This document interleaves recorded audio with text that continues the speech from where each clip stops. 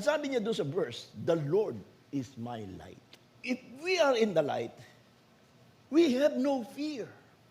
God assured us that the enemy will stay away from us if we are in the light.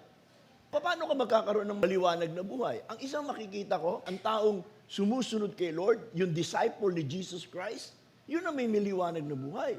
Sa John 17:12, ang sabi niya ganito, while I was with them, I protected them and kept them safe. Kapatid, hindi ka lang poprotektahan ni Lord, aalagaan ka pa ni Lord. Kung may pagkakakilala ka kay Lord at alam mo ang protection mo kung na nagagaling kay Lord, ano ang laban ng kaaway sa'yo? God protect us because He wants us that all His people come to light.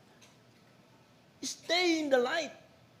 Isama si Lord sa lahat ng gagawin mo. Huwag mong iiwan si Lord. Kung ano man ang gagawin mo, isama mo si Lord sa buhay mo, sa trabaho mo, sa business mo, di ba? Sa eskwela, kahit ka, nagdadrive ka, isama mo si Lord.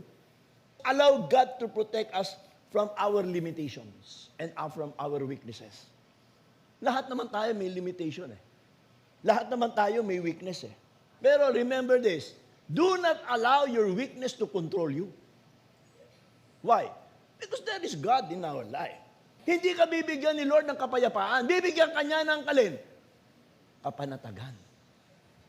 Hindi ka lang protektado. God will take care of you. Sagot ka ni Lord.